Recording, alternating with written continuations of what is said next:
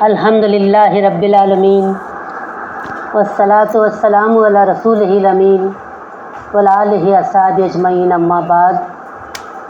قال اللہ تعالیٰ فی القرآن المجید والفرقان الحمید، اعوذ باللہ من الشیطان الرجیم، بسم اللہ الرحمن الرحیم۔ من عمل صالحا من ذکر او انثی وہو مؤمن فلنحیینہ حیاۃ طیبہ وَلَنَجْزِيَنَّهُمْ أَجْرَهُمْ بِأَحْسَنِ مَا كَانُوا يَعْمَلُونَ۔ صدق اللہ العلی العظیم۔ خواہ وہ مرد ہو یا عورت، ان کے بہترین اعمال کے مطابق جو نیک عمل کرے گا، اللہ تعالیٰ بشرطے کہ وہ مومن ہو اسے دنیا میں پاکیزہ زندگی بسر کرائیں گے، اور آخرت میں ایسے لوگوں کو ان کے اجر ان کے بہترین اعمال کے مطابق ملیں گے۔ محترم و معزز خواتین اور راہ حق کی ساتھیوں، السلام علیکم ورحمۃ اللہ وبرکاتہ۔ الحمدللہ میں اور آپ ماہ رجب المرجب سے گزر رہے ہیں۔ حضور اکرم صلی اللہ علیہ وسلم کا یہ طریقہ تھا کہ جب آپ رجب کا چاند دیکھتے تو اللہ تعالیٰ سے دعا کرتے کہ یا اللہ تو رجب اور شعبان ہی سے ہمیں رمضان کی تیاری کرنے والا بنا۔ تو گویا رمضان کی تیاری رجب کے ماہ سے ہی شروع ہو جاتی تھی۔ ہم اور آپ بھی محمد مصطفیٰ صلی اللہ علیہ وسلم کے امتی ہیں۔ ہمارا بھی یہی طریقہ ہونا چاہیے کہ ہم رمضان کے استقبال، رمضان سے بھرپور فائدہ اٹھانے اور رمضان سے گزر کر اس کی عبادتیں کر کے ایک اپنے اندر سے نیا انسان نکالنے والے ہم بنیں، اور اس کی کوشش ہم اسی ماہ مبارک سے کریں۔ تو یہ ماہ مبارک اس وجہ سے بھی اہم ہے کہ اللہ تعالیٰ نے اس ماہ مبارک میں اپنے بندے کو اپنے پاس بلایا، آسمانوں کی سیر کرائی، دوزخ اور جنت کے نظارے کرائے، اور مختلف تحفے دے کر اپنے رسول صلی اللہ علیہ وسلم کو اپنے بندوں کے پاس بھیجا۔ یہ سب سے بڑی اللہ کے رسول صلی اللہ علیہ وسلم کے لیے شرف اور سعادت کی بات تھی کہ اللہ تعالیٰ نے آپ صلی اللہ علیہ وسلم کو اپنے پاس بلایا، اور وہ بھی ایسے حیرت انگیز طریقے سے کہ دیکھتے ہی دیکھتے رات ہوئی اور صبح کا سورج نمودار ہوا اور آپ واپس اپنی جگہ پر تھے۔ کہا جاتا ہے کہ صرف مسجد حرام سے مسجد اقصیٰ تک جانے کے لیے اتنا وقت لگتا ہے 2 ماہ کا، یہ تو آسمانوں کی سیر کر کے آئے ہیں۔ تو یہ چیزیں دراصل اس وقت کے لوگوں کے لیے ایمان کے لیے ایک کسوٹی تھی۔ چیک کرنا تھا ان کو کہ اللہ کے نبی صلی اللہ علیہ وسلم پر کیا ان کا ایمان ایسا ہے کہ آپ اگر یہ غیر معمولی واقعہ، انیوژول کبھی ہوتا ہی نہیں ہے، ناممکن جس کو ہم کہہ سکتے ہیں، امپاسبل چیز کو بھی اگر وہ کہیں کہ یہ ہوا ہے، میں گیا ہوں، میں ملا ہوں، میں دیکھا ہوں، تو یہ چیز جب آپ صلی اللہ علیہ وسلم کہتے ہیں تو ایمان والے بندوں کو اسے قبول کرنا چاہیے۔ تو یہاں پر بھی جب یہ ساری چیزیں، بھی آپ نے معراج کے سفر کی تفصیل سنی، یہ معراج کے سفر کی تفصیل ہی اپنے آپ کو چیک کرنے کے لیے بہت بڑی چیز ہے۔ دیکھیے بڑے ہی آسان طریقے سے راویوں نے یعنی لکھنے والوں نے اس کو لکھا ہے کہ آپ صلی اللہ علیہ وسلم کہاں سوئے ہوئے تھے، کہاں آپ جو ہے نکلے، پہلا جو ہے آپ کا پڑاؤ کہاں تھا، پھر مختلف آسمانوں میں آپ نے کس کس سے ملاقات کی، اور پھر جب اللہ کے حضور آپ پہنچے تو اللہ تعالیٰ نے کیا تحفے دیے۔ تو یہ چیزیں اور مختلف جو سزائیں، ایک تو آپ دیکھیں کہ وہ تحفے جو اللہ تعالیٰ نے اللہ کے نبی کے ذریعے اپنے بندوں کو بھیجے، وہ نماز کا تحفہ صرف نبی کریم صلی اللہ علیہ وسلم کو نہیں تھا بلکہ پوری امت مسلمہ کو تھا۔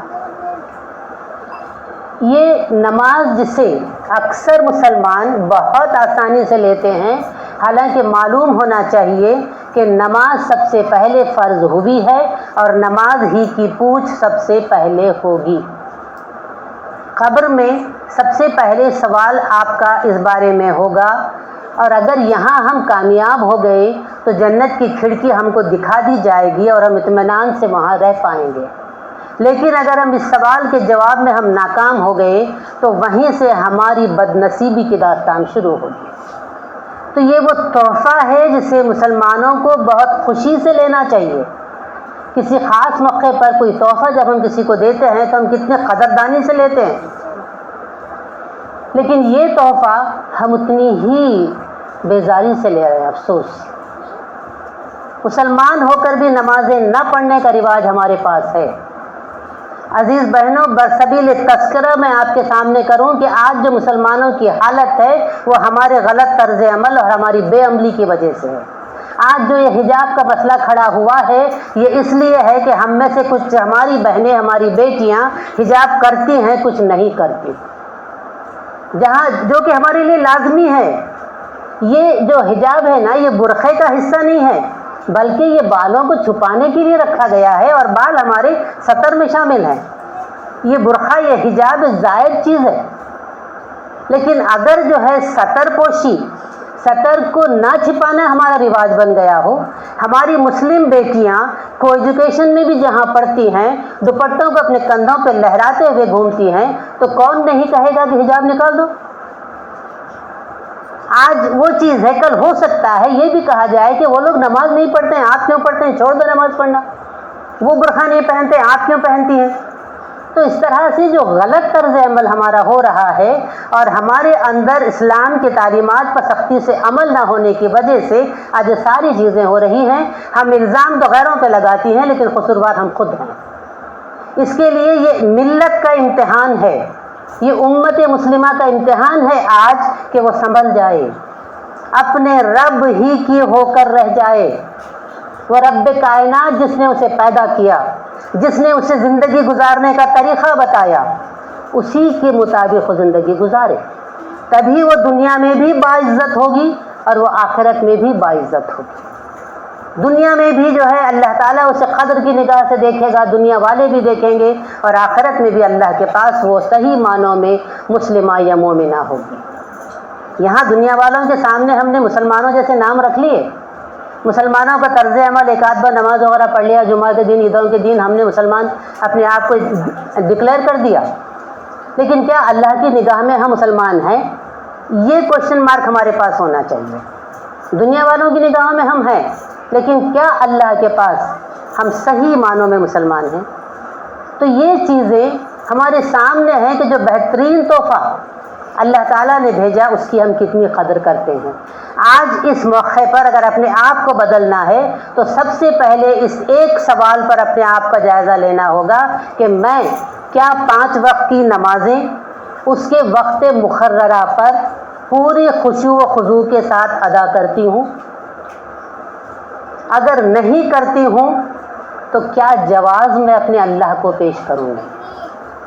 دنیا والوں کو تو میری مصروفیت کے بہانے بتا دوں گی میں، لیکن کیا میرے ان بہانوں سے، میرے لولے لنگڑے لیم ایکسکیوزز سے کیا اللہ تعالیٰ مطمئن ہوگا؟ دنیا والے مطمئن ہو جائیں گے، اللہ تعالیٰ مطمئن نہیں ہو پائے گا. تو یہ سب سے پہلے ہم چیک کر لیں. اگر ہم اپنے آپ کو رمضان کے لیے تیار کرنا چاہتے ہیں تو ابھی سے نمازوں کی پابندی کرنا ہم شروع کر دیں، تاکہ ہم جب رمضان کو پہنچیں نمازوں کو ہم پابندی سے ادا کریں تو اس کا بے حساب اجر و ثواب ہم پائیں. پھر دوسری چیز کہ انسان اگر نیکی کا ارادہ کرے تو 1 ثواب، پھر اگر کر بیٹھے تو جو ہے 10 گنا اس کو اجر دیا جائے گا. تو نیکی کا کام کرنے کا ارادہ ہی کتنا باعث ثواب ہے. تو انسان جب ارادہ کرتا ہے نا تو انسان کی زندگی میں ارادہ بہت معنی رکھتا ہے. ہم ارادہ نہیں کرتے اس لیے کوئی کام نہیں کرتے. اگر ارادہ ہو، مضبوط ارادہ ہو تو ہم کام کر گزرتے ہیں. اسی لیے نیکی کا ارادہ کیجئے، اس پر عمل کرنے کا اللہ تعالیٰ آپ کو راستہ دے گا. ارادہ پہلے ہمارا ہونا چاہیے. تو یہ راستہ ہے جو ہمیں برائیوں سے ہٹا رہا ہے اور نیکی کی طرف لے جا رہا ہے. اور یہی نیکی کا راستہ اللہ کا راستہ ہے، اور اس کے راستے پہ چلنے والا ہمیشہ کامیاب ہوتا ہے. پھر شرک، ناقابل معافی گناہ. سوچ کے دیکھیے، اس دنیا کو اللہ تعالیٰ نے بنایا، مجھے اسی نے بنایا، آپ کو اسی نے بنایا. یہ دنیا میں ہم کو بھیجا، پھر دنیا کو ہمارے لیے بنایا کہ اس کی ساری چیزیں تمہارے لیے مسخر کر دی میں نے، تم استعمال کرو اس کو. تو ہم دنیا بنا کر ہمیں دینے والے نے جو ہم کو دنیا دی تھی، دنیا میں ہم ڈوب گئے، دینے والے کو ہم نے یاد نہیں رکھا، اور ہم نے یہ سمجھا کہ دنیا چلانے کے لیے اللہ تعالیٰ کو اپنے کارندوں کی ضرورت پڑتی ہے۔ یہ دنیا کی طرح کوئی آفس نہیں ہے کہ کسی نہ کسی ماتحت کی، سبارڈینیٹس کی ہمیں ضرورت پڑے، اسسٹنٹ کی ضرورت پڑے کہ وہ کام چلائیں۔ ارے جب اللہ تعالیٰ اتنا بڑا کارخانہ قدرت بنا سکتا ہے، انسانوں کو صحیح و سالم بنا سکتا ہے، تو کیا اس کو چلا نہیں سکتا؟ بنانے والا چلا بھی تو سکتا ہے نا۔ تو اس طرح جو ہے اس رب کائنات کے ساتھ ہمیں کسی کو شریک نہیں کرنا ہے۔ اگر آپ ایک جو ہے بہت ہی ایسی مثال میں آپ کو دے رہی ہوں کہ اگر ایک بچہ اپنے باپ کی موجودگی میں کسی اور آدمی کو دکھا کر کہے کہ یہ بھی میرے والد ہیں، بتائیے کیا ہوگا اس والد کا؟ خون کی ندیاں بہہ جائیں گی کہ میں جو ہے اس کا والد ہوں، مطلب میری بیوی کا میں شوہر میں اکلوتا ہوں۔ یہ بچہ کہتا ہے یہ بھی میرا باپ ہے۔ تو ہم اللہ تعالیٰ کو، ہمارا اور اللہ کا رشتہ عبد اور معبود کا ہے، بندے اور آقا کا ہے۔ ہم اس کے غلام ہیں، وہ ہمارا آقا ہے، مالک ہے ہم کا۔ اب ہم بول رہے ہیں کہ بھئی یہ بھی میرا مالک ہے، وہ بھی میرا مالک ہے، وہ بھی ہے، تو اللہ تعالیٰ کو ناراضگی ہوگی نا۔ ہم بندے نہیں برداشت کر رہے ہیں تو اللہ تعالیٰ کیسے برداشت کرے گا؟ ہاں یہ اور بات ہے، اللہ تعالیٰ رسی بہت ڈھیل چھوڑتا ہے، بہت دور تک دیکھتا ہے وہ میرا بندہ کہاں تک جاتا ہے دیکھیں گے، پھر وہ ایسا کھینچے گا کہ بندہ منہ کے بل گر پڑے اور کوئی اسے اٹھانے والا نہیں ہوگا۔ اسی لیے اللہ تعالیٰ نے کہا کہ یہ شرک ناقابل معافی گناہ ہے، تم دوسرے گناہ تم جو کر گزرو گے، ہو سکتا ہے میں میری شان رحیمی کے جو ہے بدلے میں تمہیں بخش دوں، لیکن میں شرک نہیں بخشوں گا۔ تو یہ جو چیزیں ہیں یہ ہمیں نیکیوں کی طرف لے جاتی ہیں۔ اب نیکی کا ارادہ کرنا، شرک سے بچنا، اور اس کے بعد جو دوزخ میں جو سزائیں آپ صلی اللہ علیہ وسلم نے دیکھی، اور آپ کو بتا دوں میں کہ اللہ کے رسول صلی اللہ علیہ وسلم نے فرمایا کہ میں نے دوزخ میں عورتوں کی کثرت دیکھی ہے۔ اللہ کے رسول صلی اللہ علیہ وسلم نے ہم عورتوں کو دوزخ میں زیادہ دیکھا ہے۔ بالکل صحیح بات ہے، آپ چیک کر لیں اپنے آپ کو۔ ہم اللہ کی بھی ناشکری ہیں، اپنے شوہروں کی بھی ناشکری ہے۔ کبھی شکر بجا لاتے ہیں ہم اپنے شوہروں کا؟ فرمائشیں پہ فرمائشیں کرتے رہتی ہے، یہ چاہیے وہ چاہیے، بیچارہ لالا کے دیتے رہتا ہے، ایک آدھ بار کبھی نہیں دیا، کیا کرے تم میرے واسطے؟ ختم ہو گیا، پورا پانی پھر گیا۔ اللہ تعالیٰ سے بھی وہی معاملہ ہے ہمارا، خوشیاں اللہ تعالیٰ دیتا ہے تو بڑے خوش ہوتے ہیں، جب آزمائشوں کے پہاڑ ٹوٹ پڑتے ہیں تو اللہ میچ ملی تھی کیا تیرے کو، اتنا بے رحم کیسے ہو گیا تو اللہ تعالیٰ سے بھی گلے شکوے ہمارے۔ اور پھر ہماری جو عادت ہے نا، زبان کا جو استعمال ہم کرتے ہیں، بڑا زبردست بے دریغ کرتے ہیں، اس کا رزلٹ کیا ہوگا، سامنے والے پہ کیا اثر پڑے گا، اس کا انجام کیا ہوگا، مجھے کتنا اس کا جو ہے سزا ملے گی، بنا سوچے سمجھے اللہ تعالیٰ نے زبان دی ہے تو اس کو بے لگام جو ہے استعمال کرتے ہیں۔ تو یہ ساری چیزیں، لوگوں کے پیٹھ پیچھے جو ہے غیبت کرنا، لوگوں کا مذاق اڑانا، آپ دیکھتے ہیں نا دو چار عورتیں مل بیٹھتے ہیں تو اپنے گھر کی باتیں کم کرتی ہیں، باہر والوں کی باتیں زیادہ کرتی ہیں، اپنا دکھڑا نہیں سناتی، ان کے گھر میں ایسے ہوا، ان کے گھر میں ایسے ہوا، ان کی بیٹی ایسی، ان کی بہو ایسی۔ اتنا وقت جو آپ نے گنوایا وہ اللہ کی یاد میں بھی گزر سکتا تھا اور آپ کے لیے فائدہ مند ہو سکتا تھا، لیکن ہم نے نہیں کیا۔ تو اس طرح ہم اپنا وقت ضائع کریں گے، غلط کاموں میں ضائع کریں گے تو ظاہر بات ہے ٹھکانا وہی ہوگا۔ اسی لیے بہتر ہے کہ ہم اپنے آپ کو چیک کریں، جو سزائیں جو ہے آپ کے سامنے رکھی گئی ہیں اسے یاد کریں کہ اللہ نہ کرے کیا اس میں سے کوئی بھی گناہ میں کرنے والی ہوں، اور اگر خدا نہ کرے آپ وہ گناہ کرنے والی ہیں تو ابھی وقت ہے، اللہ تعالیٰ نے توبہ کا دروازہ کھلا رکھا ہے، معافی مانگ لیں، اپنے رب کے حضور گڑ گڑائیں اور پھر ایک نئی زندگی کا آپ آغاز کریں۔ آپ کے سامنے ابھی بات آئی کہ یہ ہجرت مکہ سے 1 سال پہلے جو ہے یہ واقعہ ہوا تھا، اور حضور صلی اللہ علیہ وسلم کو مدینہ جانا تھا اور ایک اسلامی حکومت کو قائم کرنا تھا۔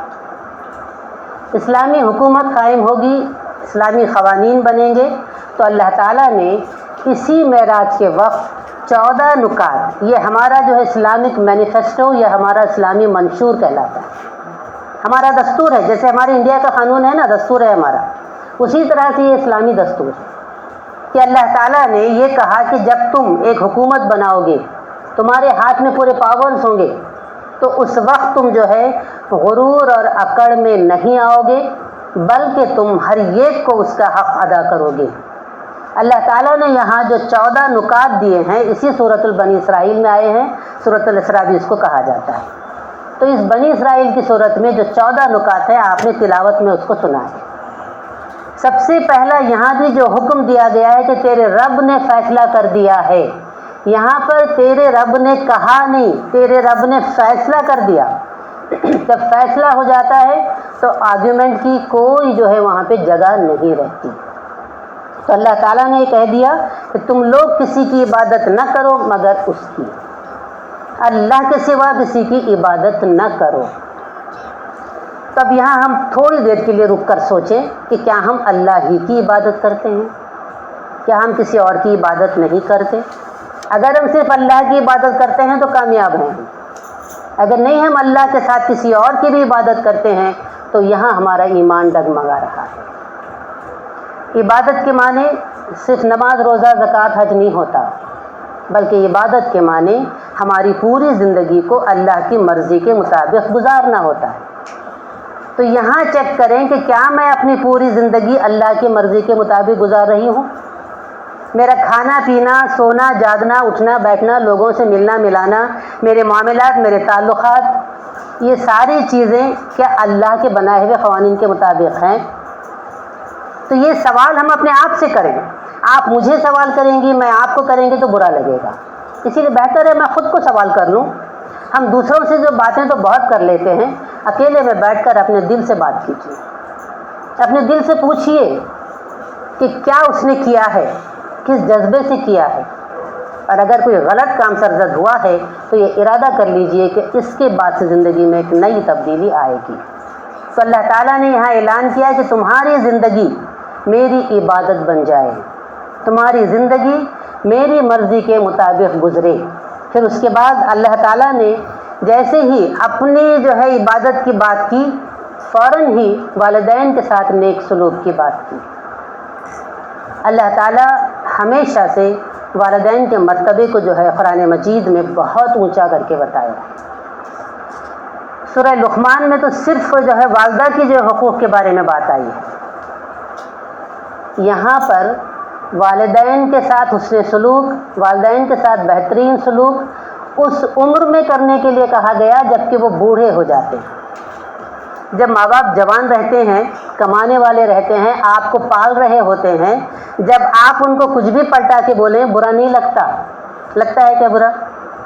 لیکن جب وہ بوڑھے ہو جاتے ہیں، ان کے جسم میں طاقت نہیں رہتی، وہ کمانے کی بات تو دور ہے، گھر کے کوئی کام نہیں کر سکتے، ایک طرف وہ بیٹھے رہتے ہیں، ایسے میں کوئی ان کو کچھ کہے تو سوچیے کتنا برا لگتا ہے۔ اور افسوس کا مقام ہے کہ آج والدین بہت سے گھروں میں بالکل ایک انوانٹیڈ سی چیز بن کر رہ گئے، حالانکہ اللہ تعالیٰ نے ان کی قدر و قیمت کو اپنے بعد فوراً بتایا، اور ہم بندوں نے ان کو بالکل کہیں درکنار کر دیا۔ آج بیٹی ہو یا بیٹا، سب نافرمان ہو گئے۔ جتنا گہرا رشتہ والدین کے ساتھ اللہ تعالیٰ نے مقرر کیا ہے، اتنی ہی بے ادبی ہم ان کے ساتھ کرتے ہیں۔ آج کی نسل میں جو ہے یہ بولنے کا سسٹم بالکل عام سا ہو گیا ہے کہ نہیں، آپ کو نہیں معلوم، وہ ہمارے پاس ایسا ہے، ہمارے فرینڈز ایسے بولتے ہیں، یہ زمانہ ایسا ہے، آپ کا زمانہ بہت پرانا ہو گیا۔ دخان اسی ٹائپ کے لوگ ہم سمجھ کر ہمیں ایک طرف رکھا جاتا ہے، حالانکہ جتنی دنیا ہم نے دیکھی ہے بچوں نے نہیں دیکھی، اس کے باوجود بھی اس طرح کا طرز عمل ان کا ہوتا ہے۔ بچے کالجز میں جاتے ہیں، یونیورسٹیز میں پڑھتے ہیں، اپنے فرینڈ سرکل میں اپنے ماں باپ کو سامنے لانا پسند نہیں کرتے، کیونکہ ان کا سٹینڈرڈ بالکل جو ہے ماڈرن ہو گیا، اور وہ بیچارے پرانے زمانے کے ماں باپ، لیکن وہ بھول گئے کہ انہیں دنیا میں لانے کا یہی ماں باپ ذریعہ ہیں۔ اللہ تعالیٰ نے بے شک ہم کو تخلیق کیا ہے، ہم کو پیدا کیا ہے، لیکن دنیا میں ہمارے ماں باپ ہم کو لائے۔ اگر یہ نہ ہوتے تو ہم جو ہے اس دنیا میں کبھی نہ آتے، جس مقام پر آج ہم ہیں اس مقام پر ہم کبھی نہ رہتے۔ تو تو یہ ماں باپ کا یہ حق ہمیں سمجھنا چاہیے، بالخصوص بڑھاپے کی حالت میں۔ اور اب دیکھیں انسانی جو سرکل ہوتا ہے نا، سائیکل جو ہوتا ہے اس کا، بچپن، جوانی، بڑھاپا، پھر بچپن آتا ہے۔ آپ نے کتنے سارے جو ہے ضعیفوں کو، بوڑھوں کو اس حالت میں دیکھا ہوگا، ایک ہی بات کی رٹ لگائے رہتے ہیں۔ کوئی چیز بھی ڈاکٹر نے منع کیا کہ وہ پرہیز ہے، مت کھاؤ، بولے کہ نہیں مجھے وہ چاہیے۔ جیسے بچے ضد کرتے ہیں، ایک بار میں کوئی بات بولیں تو سمجھ میں نہیں آتا، دو تین تین بار پوچھتے ہیں اور بچے چڑ میں آ جاتے ہیں۔ وہ سوچیں کہ جب بچپن میں بچے اس طرح سے ستایا کرتے تھے تو کیا ماں باپ چڑ میں آتے تھے؟ ارے یہ ماں تو وہ ہستی ہے، اپنے بچے کی طرف پیٹ کر کے بھی سوتی نہیں تھی، اور آج بچے پورا منہ موڑ لیے ہیں اپنے والدین سے۔ یہ آیات ہمیں بتا رہی ہیں کہ اگر تم اللہ کے سامنے مسلمان بننا چاہتے ہو، اللہ کے پاس تم قابل قدر ٹھہرنا چاہتے ہو، تو اللہ کی عبادت کے ساتھ ساتھ والدین کے ساتھ اس نے سلوک کرو۔ اور پھر اللہ تعالیٰ نے بہت کھول کر یہاں پہ بتایا کہ تم انہیں اف تک نہ کہو، نہ جھڑک کر بات کرو۔ لڑنے جھگڑنے نافرمانی کرنے کی بات تو بہت دور کی رہی، اللہ تعالیٰ حکم دیتا ہے کہ تم انہیں اف تک نہ کہو، نرمی سے بات کرو اور جھک کے رہا کرو۔ صحابہ، تابعین، تبع تابعین کا طریقہ یہ تھا کہ ماں باپ کے سامنے جب بات کرتے تھے تو اتنی آہستگی سے کرتے تھے گویا کہ جو ہے سرگوشی کر رہے ہیں، کانا پھوسی کر رہے ہیں۔ کوئی بات ہم لوگ اہم ہوتی ہے تو آہستہ بولتے ہیں نا، کہ ہماری آواز ہمارے ماں باپ کی آواز سے اونچی نہ ہو جائے، اس طرح سے وہ لوگ آہستگی سے بات کرتے تھے۔ آج ہماری آواز سے کافی اونچی آواز ہمارے بچوں کی ہوتی ہے، اور کئی سی جگہ تو ایسی حالت ہوتی ہے کہ بچوں کی وہ آواز کو برداشت نہ کر کے ماں باپ نے بس ٹھیک ہے بچہ تم لوگ جو آئے کرتے۔ ماں باپ اگر کچھ نہ بولیں اس کا مطلب یہ نہیں کہ ان کا دل نہیں دکھتا، ان کا دل ضرور دکھتا ہے، اور جب ان کے دل سے آہ نکلتی ہے تو سیدھے عرش معلیٰ پہ پہنچتی ہے، اور یہ فیصلہ جب رب کائنات کے ہاتھ میں آ جاتا ہے۔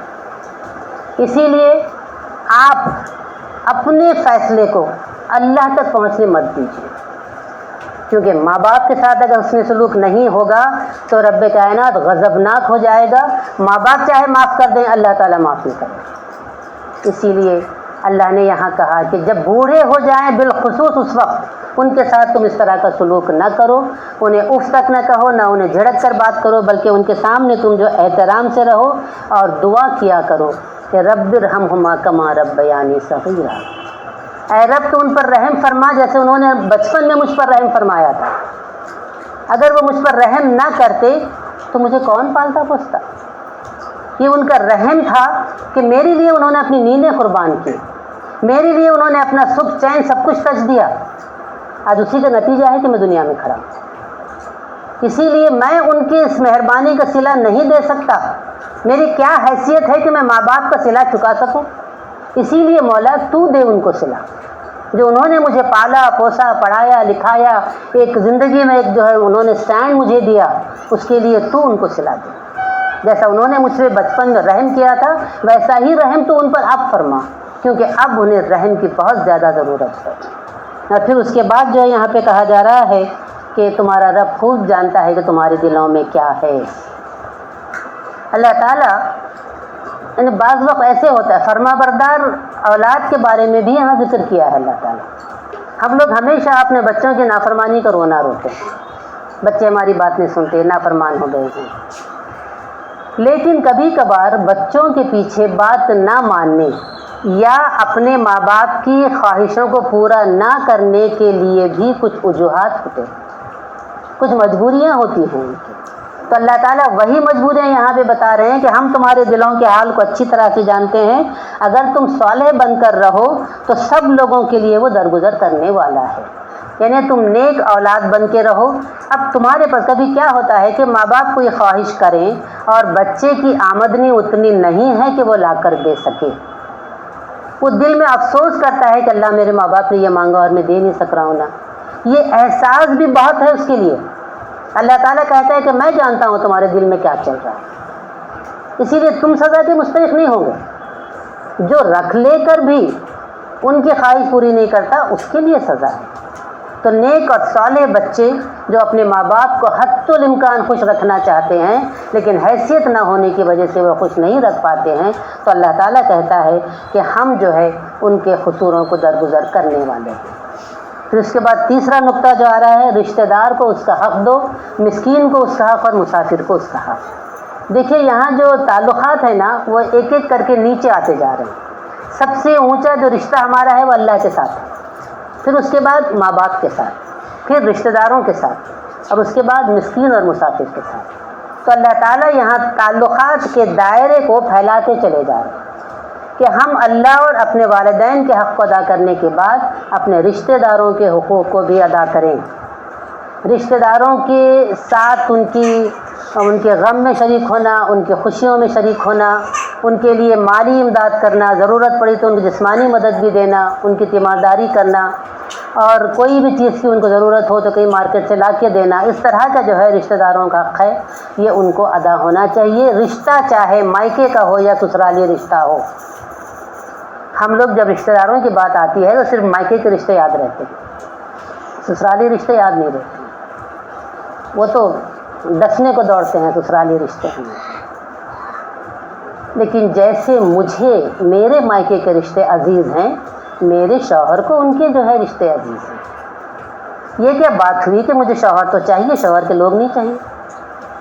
غلط بات ہے نا۔ شادی سے صرف دو لوگوں کے درمیان رشتہ نہیں بنتا، دو خاندانوں کے درمیان بنتا ہے، دو خاندان آپس میں جڑتے ہیں، اور ان خاندانوں کو جوڑے رکھنا یہ جو ہے عورت کا فرض ہوتا ہے، یہ اس کی کوششوں سے ہونا چاہیے۔ تو ہم رشتہ جوڑنے والے بنیں، رشتوں کو توڑنے والے نہ بنیں۔ تو ہم رشتہ داروں کو ان کے حق دیں، جو جائز حق اللہ نے مقرر کیے ہیں وہ حق ان کو ہم دیں۔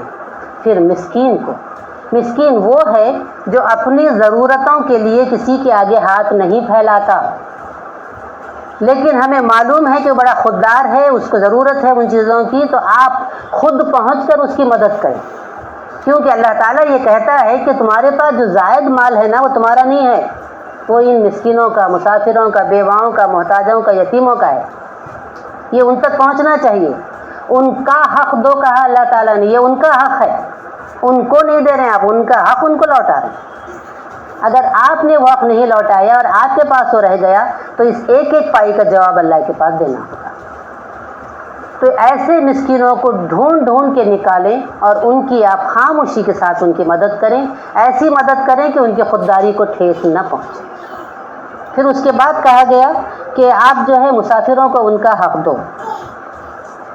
تو اس طرح سے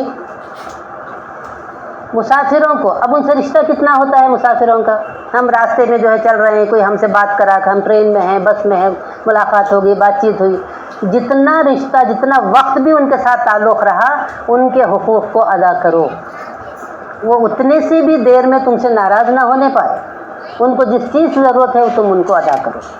تو یہ رشتہ قریبی رشتے سے بھی اور دور کے رشتوں کے لیے بھی اللہ نے جو حقوق مقرر کیے ہیں اس کو ادا کرنا ضروری ہوتا ہے۔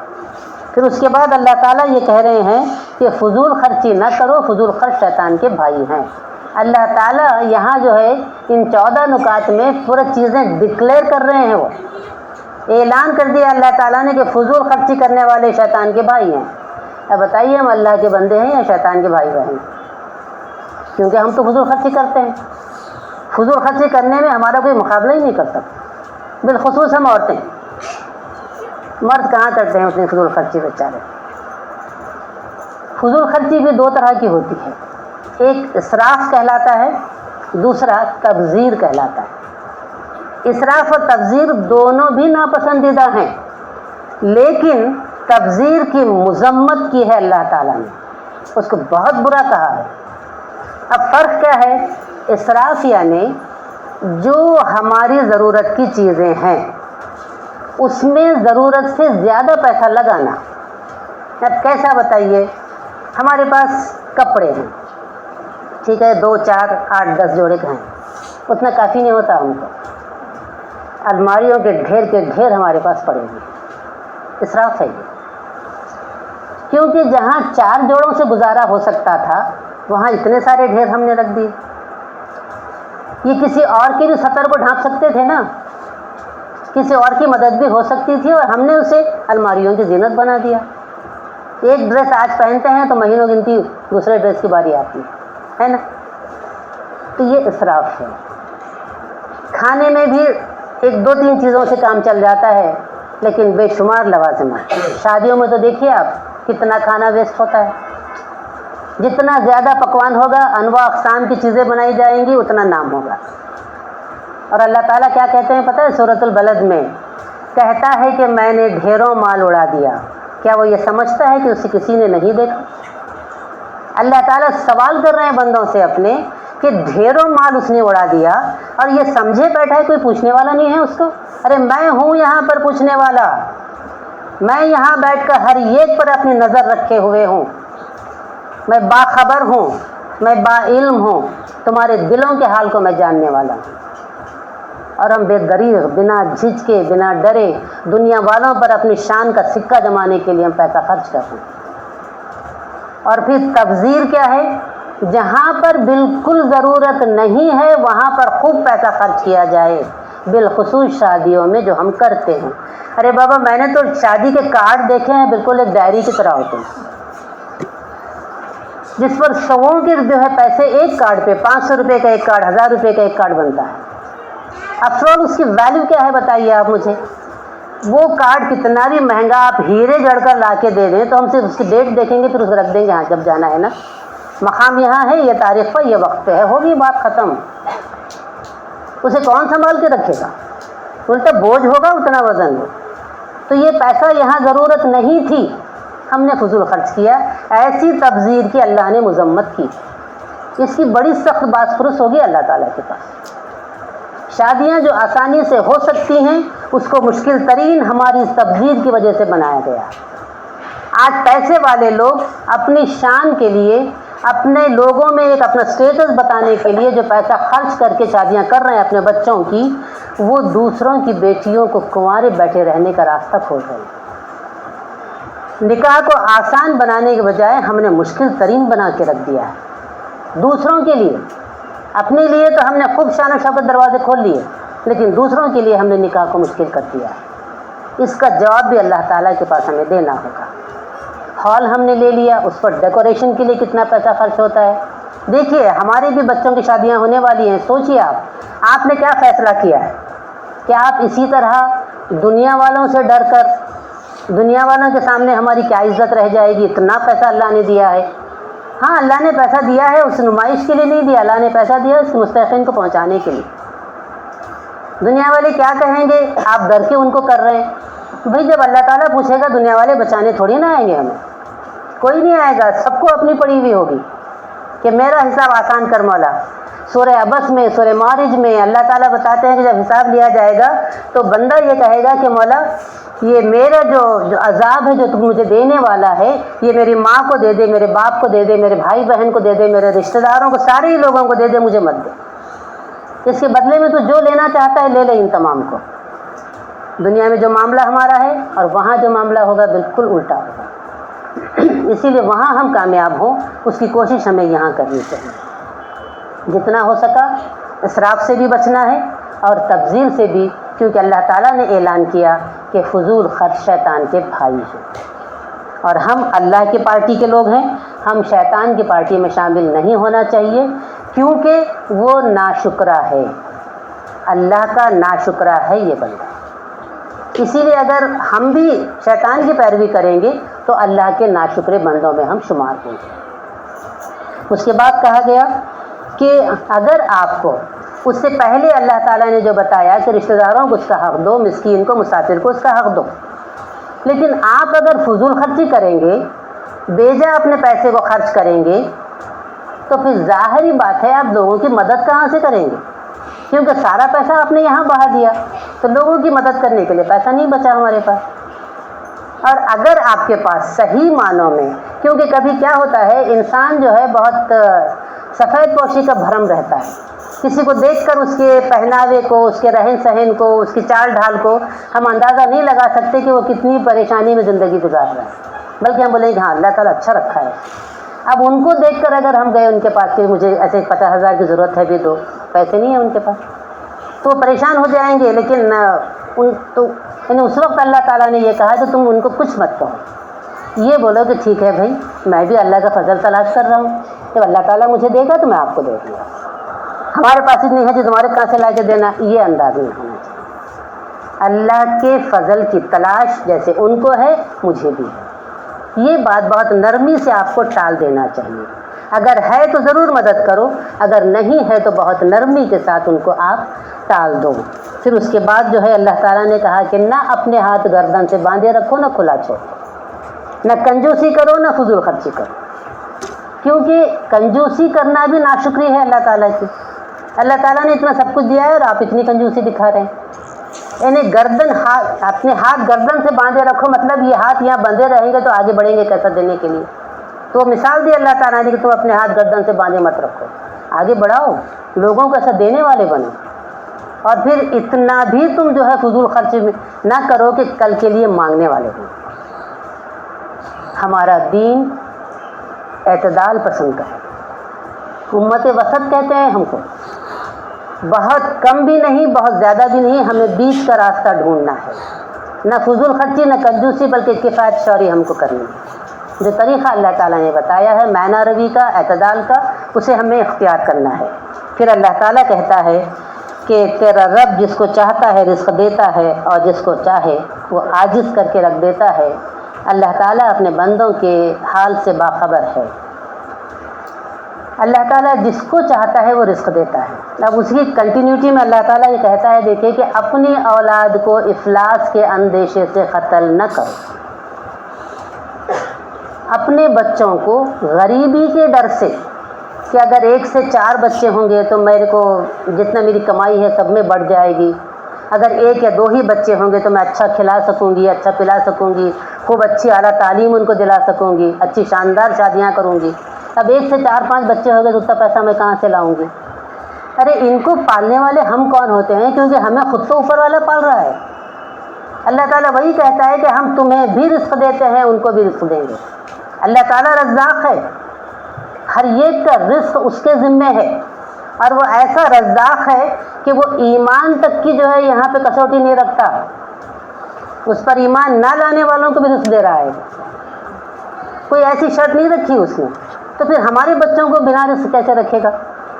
تو بیماری کی وجہ سے یا کسی جان کے خطرے کی وجہ سے اگر ڈاکٹرز یہ کہتے ہیں کہ نہیں اگر آگے بچے ہوں گے تو آپ کی جان کو خطرہ ہے، ایسے ہو سکتا ہے، یہ کوئی جواز اگر وہ دیں تو تب آپ کو اس کی اجازت دی جا سکتی ہے، رعایت دی جا سکتی ہے، لیکن صرف اس لیے کہ زیادہ بچے ہوں گے تو ہمارا جو اسٹینڈرڈ آف لیونگ ہے وہ گھٹ جائے گا، تو ایسے کرنے والوں کے لیے اللہ تعالیٰ کہتا ہے کہ یہ بہت برا فعل ہے۔ اپنی اولاد کو مفلسی کے اندیشے سے قتل نہ کرو، ہم ان کو بھی رزق دیتے ہیں، تم کو بھی رزق دیتے ہیں۔ اللہ تعالیٰ یقین دلا رہا ہے جب ہم کسی کی جان دے نہیں سکتے تو لینے کا حق کہاں سے آ گیا ہے؟ اسی لیے اللہ نے کہا کہ تمہیں ایسا جو ہے کوئی حق نہیں دیا گیا۔ اس کے بعد ایک بہت بڑے گناہ کی بات آ رہی ہے، زنا کے قریب نہ پھٹکو، وہ بہت برا فعل ہے، بڑا ہی برا راستہ۔ زنا یعنی بنا کسی جائز جو ہے وجہ کے کسی اور سے رشتہ بنانا، یہ ناقابل معافی گناہ۔ والدین کی نافرمانی، شرک اور زنا، یہ تینوں ایسے گناہ کبیرہ ہیں جو بہت معافی کے بعد ہی جو ہے اللہ تعالیٰ معاف کرتا ہے۔ تو اب یہ جو زنا ہے اللہ تعالیٰ یہ کہہ رہے ہیں کہ زنا نہ کرو، نہیں، زنا کے قریب بھی مت پھٹکو، وہ جو عمل ہے وہ بہت دور ہے، وہاں جانے والا پہلا دروازہ راستہ بند کر دو، تو اب زنا کی طرف جانے والے راستے ہمارے پاس تو کھلے پڑے ہیں۔ یہ فیشن پرستی، یہ بے حیائی، یہ نشہ آور چیزیں، یہ فلمیں، یہ بیہودہ ٹی وی سیریلز، یہ کو ایجوکیشن، لڑکیوں لڑکوں کا آپس میں مل جل کے رہنا، یہ ساری چیزیں زنا کی طرف لے جانے والے راستے ہیں۔ اس کے لیے لازم ہے کہ آپ ہر دروازہ بند کر دو، زنا کے قریب بھی نہ پھٹکو، اس طرف جانے والے راستے کو آپ بند کر دو، کیونکہ یہ بہت برا فعل ہے۔ آپ نے زنا کی سزا معراج کے سفر میں سنی۔ کہ کس طرح سے اللہ تعالیٰ نے ان کو وہ سزائیں دی ہیں۔ یہ سزائیں سننے کے بعد تو کم سے کم اتنی عبرت آ جانی چاہیے کہ زنا کی طرف جانے والے ہر راستے کو ہم خود اٹھ کر بند کر دیں، نہ اس راستے کو ہم اپنی طرف آنے دیں، اس بے حیائی کے طوفان کا ہم ایسا رخ موڑ دیں کہ کم سے کم وہ طوفان ہماری طرف نہ آئے۔ اور اگر ہر انسان اس بے حیائی کے طوفان کو اپنی طرف آنے سے روک لے گا تو وہیں تھم جائے گا، اور جب یہ بے حیائی تھمے گی، عریانیت تھمے گی، یہ موجودہ فیشن پرستی تھم جائے گی، تو اس طرف جانے والے راستے بھی کم ہوتے جائیں گے۔ پھر اس کے بعد اللہ تعالیٰ یہ کہتے ہیں کہ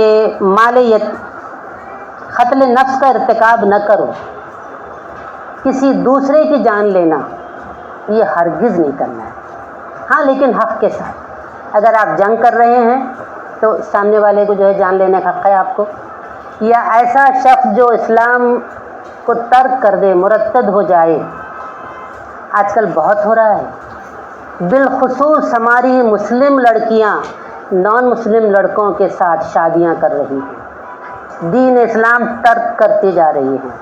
ایسے مرتد لوگوں کو قتل کر دو، اللہ تعالیٰ نے کہا۔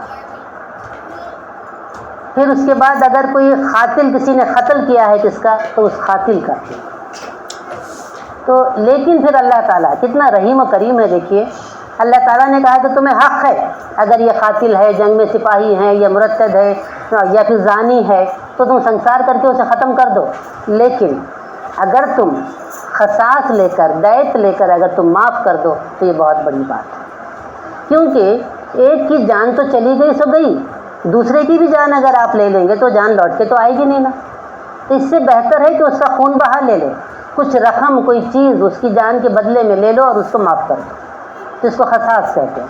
تو اس طرح جو ہے اللہ نے یہ کہا کہ تم اگر اسے معاف کر دو اور قصاص لے لو تو یہ بہت بڑی بات ہے۔ پھر اللہ تعالیٰ یہ کہتے ہیں کہ مال یتیم کے پاس نہ پھٹکو، اور ہمارے سماج میں تو یتیم کا مال جو ہے مال مبدل بے رحم کہا جاتا ہے، جو یتیم کا مال ہے وہ ہمارا مال ہے، یتیم ہمارا نہیں ہے، مال ہمارا ہے۔ تو یہ جو ہے نظریہ ہمارا ہو گیا ہے، اور یتیم دراصل وہ بے سہارا فرد ہوتا ہے جس کا نہ ماں ہے نہ باپ، اس کے ساتھ کوئی برا کرے، اسے تکلیف پہنچائے، نقصان پہنچائے تو کوئی اس کو روکنے والا نہیں، اسی لیے لوگ ان کے ساتھ اس طرح سے کرتے ہیں۔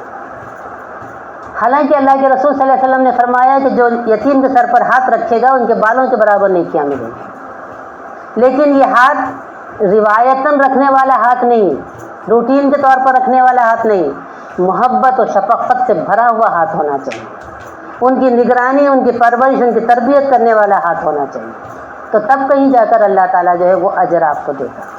اور پھر آپ نے وعید بھی یہ سنائی کہ جو کوئی بھی یتیم کا مال کھائے گا وہ اپنے پیٹ میں آگ بھرے گا، اتنی بڑی جو ہے وعید اللہ تعالیٰ نے کی۔ تو اسی لیے جہاں بھی یتیم ہو، اپنے رشتہ داروں میں بھی ہوتے ہیں، کبھی جو ہے بہن کا انتقال ہو گیا رہتا ہے، بچے رہتے ہیں، بھائی کا ہو جاتا ہے، ان کے بچے رہتے ہیں، چچا ہیں، تو مختلف رشتوں میں ہمارے یتیم لوگ پائے جاتے ہیں، تو ہمیں چاہیے کہ ان کی ہم پرورش کریں اور ان کے مال کی حفاظت کریں۔ صحابہ کا عالم یہ تھا کہ جب کوئی یتیم ان کے پاس ہوتا، حالانکہ اجازت تھی کہ تم اس یتیم کے مال میں سے اتنا ہی مال لو جتنا اس پر تم خرچ کرتے ہو، اگر تمہاری حالت اتنی جو ہے ساؤنڈ نہیں ہے تو تم اس کے پیسے سے اس کی پرورش کر سکتے ہو، لیکن اللہ کے نبی صلی اللہ علیہ وسلم نے یہ فرمایا کہ اتنا ہی پیسہ لو جتنا اس بچے پہ تم خرچ کر سکو، اس سے ذرا سا بھی زیادہ لے کر تم نے اپنے بچوں کو خرچ کیا، اپنے پہ خرچ کیا تو بہت بڑی پوچھ ہوگی اللہ تعالیٰ کے پاس۔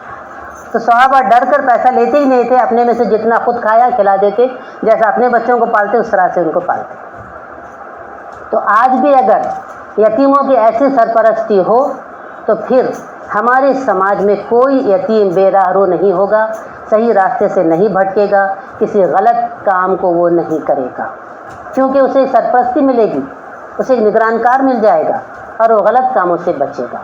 اگر کوئی نگرانی کرنے والا نہیں ہوگا تو وہ جس راستے پہ چاہے چلا جائے، کوئی پوچھنے والا ہی نہیں ہوتا ہے اسے، تو یہاں اس کے نہ مال کو جو ہے آپ کو لینا ہے اور نہ ہی اس کے ساتھ آپ کو برا سلوک کرنا ہے۔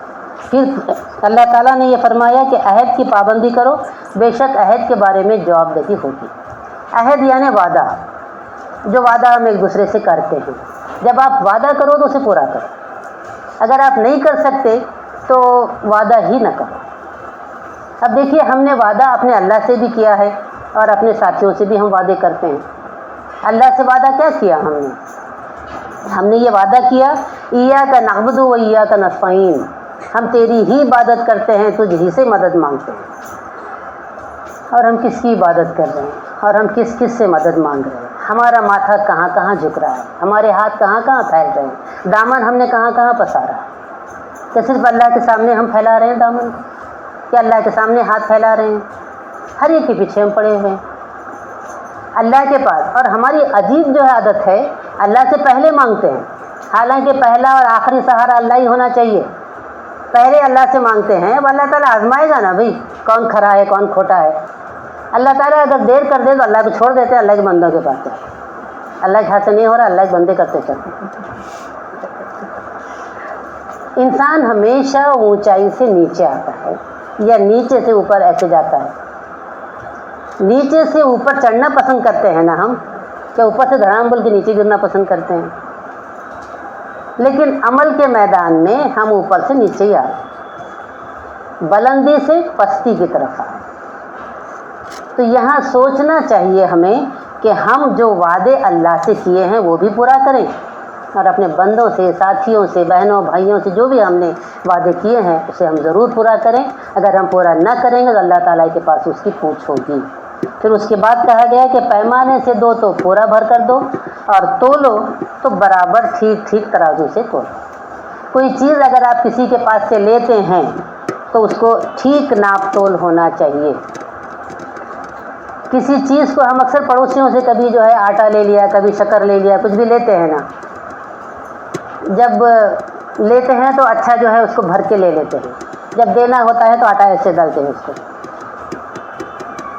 یہ غلط ہوتا ہے۔ جتنا ناپ تول، ابھی معمولی مثال دے دیتے، یہ سورہ مطففین میں یہ بات آئی ہے کہ کسی کا حق نہ دینا بھی ناپ تول میں کمی کرنا ہے۔ جہاں ہم نے رشتوں میں ڈنڈی ماری وہاں بھی ہم پکڑے جائیں گے۔ تو یہاں پر تجارت کی بات کہی گئی ہے کہ آپ جو بھی تجارت کرو ایمانداری کے ساتھ کرو۔ اکثر جو ہے صحابہ کا ذکر اس میں آتا ہے کہ کوئی غلہ جو ہے بیچ رہے تھے، نیچے جو ہے وہ کچا تھا، تو آپ صلی اللہ علیہ وسلم نے منع فرمایا۔ اگر کوئی عیب ہے تو تاجروں سے یہ کہا گیا کہ تم پہلے بتا دو اس میں یہ ڈیفیکٹ ہے، آپ اس کو دیکھ کے لیں۔ بنا بتائے کہ اگر آپ بیچیں گے تو یہ بے ایمانی ہوگی۔ لیکن آج کے سماج میں ملاوٹ ہے، بے ایمانی ہے، بے جا نفع خوری ہے، سب کچھ چل رہا ہے۔ تو یہ جو ہے ہمارے معاملات ہیں، ہماری تجارت ہے، اس کے بارے میں کہا گیا کہ تم جو ہے ہر چیز صحیح ناپ تول کے ساتھ، صحیح پیمائش کے ساتھ تم دو۔ اور اس کے بعد کہا گیا کسی ایسی چیز کے پیچھے نہ لگو جس کا تمہیں علم نہ ہو۔ کسی چیز کا ہم کو علم نہیں ہوتا لیکن ہم لوگ بڑے بڑے فتوے جاری کر دیتے ہیں۔ ذرا سا ہم کچھ پڑھ لیے نا تو بس ہمارے پاس جو ہے زبان کی نوک پر فتوے ہوتے ہیں، نہیں یہ ایسا نہیں، ایسا ہونا، ایسا رہا تو ایسا ہو جاتا۔ جیسے کہ فیصلہ کرنے کا اختیار اللہ نے ہم کو دیا ہے۔ جس چیز کا آپ کو علم نہیں ہے نا، آپ بول دیں کہ بھائی مجھے نہیں معلوم۔ کبھی کبھی یوں ہوتا ہے کہ کوئی فقہی مسئلہ بھی ہم کو آ کر کوئی پوچھتے ہیں، اگر جواب معلوم ہے تو ہم بتائیں گے، نہیں تو ہم بولیں گے کہ نہیں بھائی مجھے اس کا علم نہیں ہے، انشاءاللہ میں کسی سے پوچھ کے آپ کو بتاتی ہوں۔ کیا عزت جاتی ہے؟ اگر آپ نہیں بھی مجھے بہت بڑی عالمہ سمجھ کر انہیں پوچھ رہے ہیں، میں جواب دینا چاہوں ان کو، تو اگر آپ غلط سلط جواب دیں گے تو اللہ کے پاس، اسی لیے بہتر ہے نا سزا سے بچنے کا۔ اور جواب تو آپ دے ہی رہے ہیں، کون مکمل ہوتا ہے بتائیے، کون پرفیکٹ ہوتا ہے؟ ہر کوئی ہر فیلڈ میں پرفیکٹ نہیں ہوتا ہے نا۔ تو جو چیز نہیں معلوم ہے اس کو جو ہے آپ اس کے بارے میں اپنے فتوے نہ دو، اور پھر جو چیز نہیں معلوم ہے اس کے پیچھے بھی نہ پڑو۔ کیا ضرورت ہے کہ وہ اللہ تعالیٰ نے جو ہے نبی صلی اللہ علیہ وسلم کو فزیکلی سامنے بلا کے کھڑا کیا تھا کہ نہیں کیا تھا؟ وہ آپ صلی اللہ علیہ وسلم جو ہے وہ جا کے ملے کہ نہیں ملے، معانقہ کرے کہ مصافحہ کرے؟ کیا ضرورت ہے ان چیزوں کی؟ اللہ تعالیٰ نے کیا دیا ہے، کیا تحفہ بھیجا ہے وہ دیکھنا ہے نا۔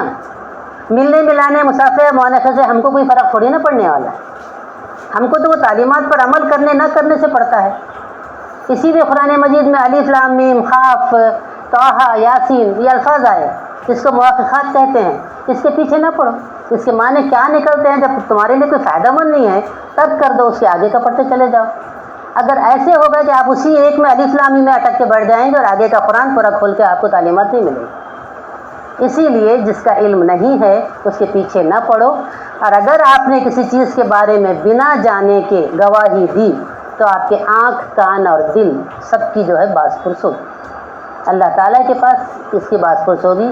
کئی احادیث میں آیا ہے نا، جب اللہ کے سامنے بندہ کھڑا ہوتا ہے تو اس کے جسم کا ایک ایک عضو بولنے لگتا ہے، صرف زبان بند ہو جاتی ہے، زبان نہیں بولتی ہے، ہاتھ بولتا ہے، پیر بولتا ہے، آنکھ بولتے ہیں، کان بولتے ہیں، تیرا یہ بندہ یہ کام مجھ سے کرایا، تیرا یہ بندہ مجھ سے یہاں تک لے کے چلا گیا، یہ چیزیں میرے دیکھنے کو ملی، یہ ایک ایک عضو بولنا شروع کرے گا، بندہ پریشان ہو جائے گا کہ بھئی یہ میرے اعضاء، میرے جسم کے پارٹس اور میرے خلاف گواہی دے رہے۔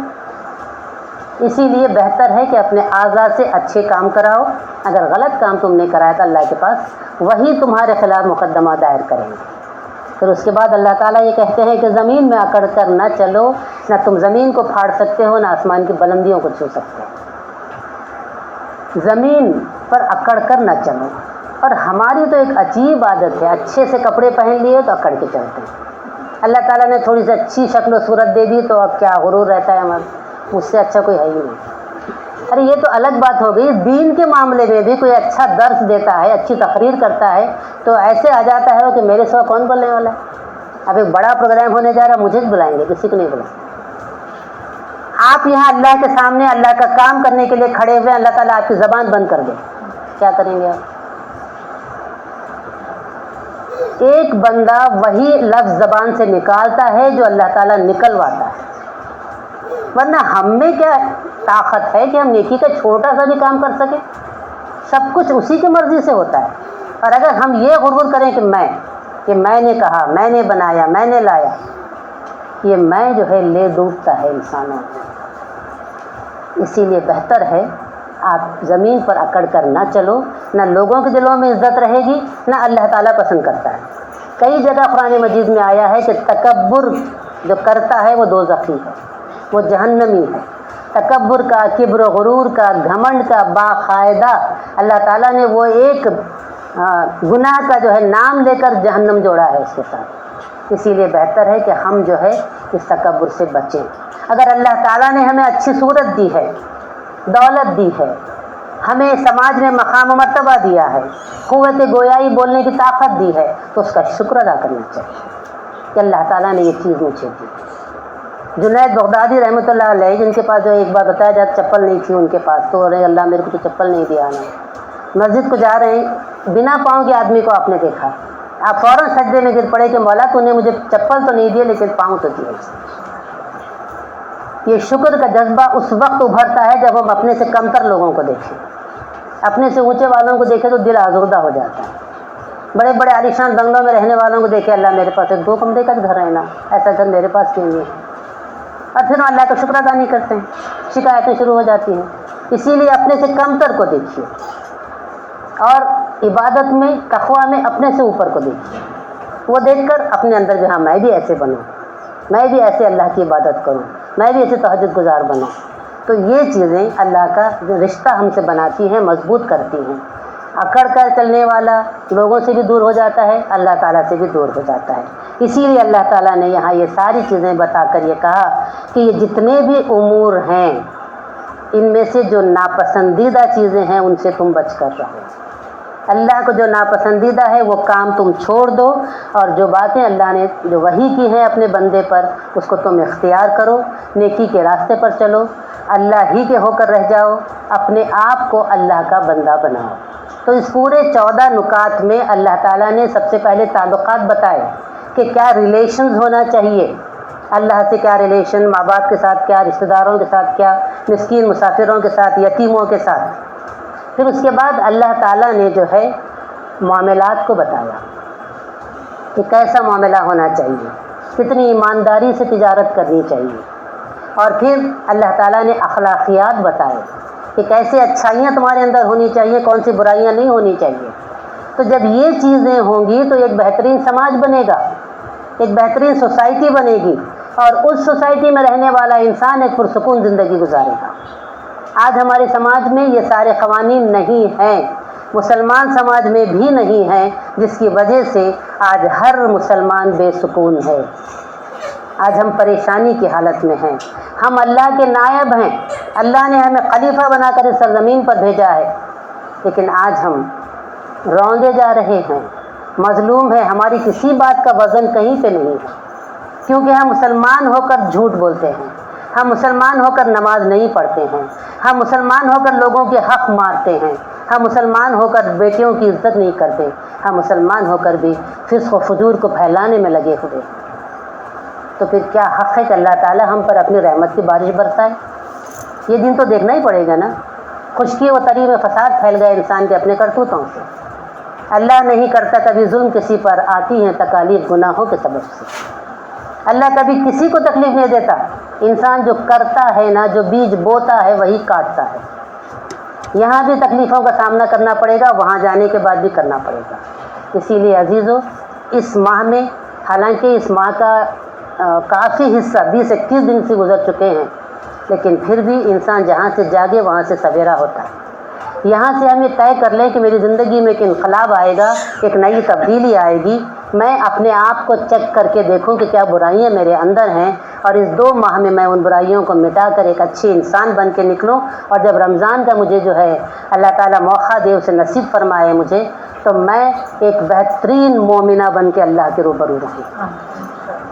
اللہ تعالیٰ سے دعا ہے کہ اللہ تعالیٰ ان 14 نکات کی روشنی میں مجھے اور آپ کو اپنی زندگی گزارنے والا بنائے. اللہ تعالیٰ ہم تمام کو رشتوں کو قائم رکھنے والا بنائے. اللہ تعالیٰ ہم تمام کو نیکیوں کی راہ پر چلنے والا بنائے. اللہ تعالیٰ جب تک ہم کو دنیا میں زندہ رکھے، ایمان پر زندہ رکھے، اور ہمارا خاتمہ بھی ایمان بالخیر کرے. ربنا تقبل منا انک انت السمیع العلیم وتب علینا انک انت التواب الرحیم. والآخر دعوانا ان الحمد للہ رب العالمین.